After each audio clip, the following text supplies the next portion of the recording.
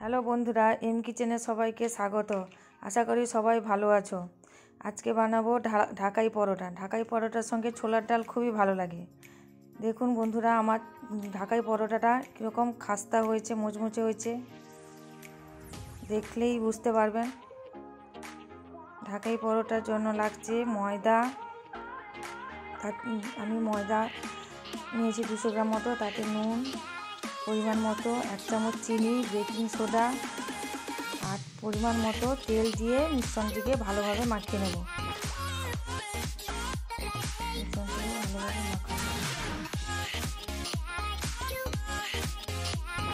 মাখানোটা ভালো দরকার, না হলে পরোটাটা ভালো হবে না। দেখুন আমার মিশ্রণটাকে দেখুন পুরো মাখানো হয়েছে।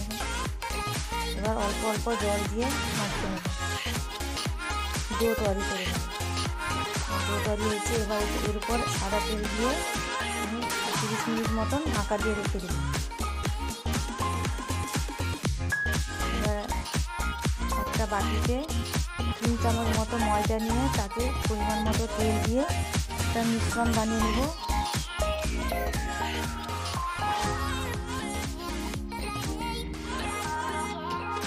মিশ্রণ বানানো হয়ে গেছে। এবার ওই ময়দাটাকে লেচি কেটে আমি বেলে নিয়েছি, তার উপর ওই ময়দার তেল মাখানো মিশ্রণটা এর উপর দিয়ে দিয়েছি। এবার একটা ছুরি দিয়ে মাঝখান থেকে কেটে নেব। এবার এক সাইড মুড়ে রোলের মতো করে নেব।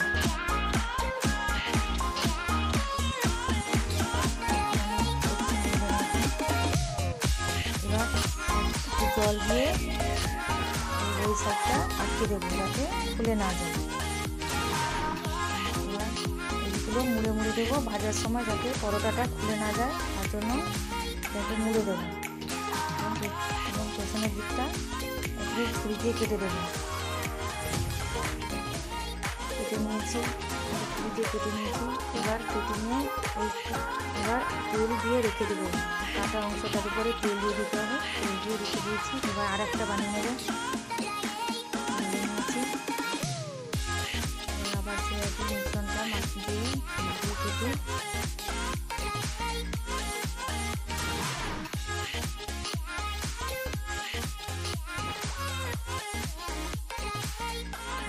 একই রকম পদ্ধতিতে এটাকে মুড়ে নেবো, যাতে পরোটাটা ভাজার সময় না খুলে যায়। কেটে নেব। ওটার উপর ওদের কাটা অংশটার উপর তেল দিয়ে দেবো। এবার আগের লেচিটাকে আমি বেলে নেব।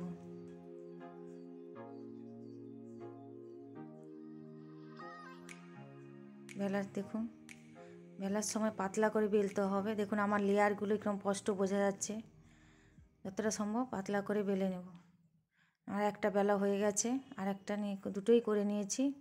এবার কড়াইতে তেল গরম করে ছেড়ে দেব এবং পরোটাটা দেওয়ার পর ওর সাইড থেকে গরম তেলটা পরোটাটার উপরে দিতে হবে, যাতে ভেতরের অংশটা শক্ত হয় এবং খাস্তা মচমচে হয়। যতক্ষণ না পিছনে ওই আগের ওই দিকটা না হয় ততক্ষণ তেল দিতে থাকতে হবে।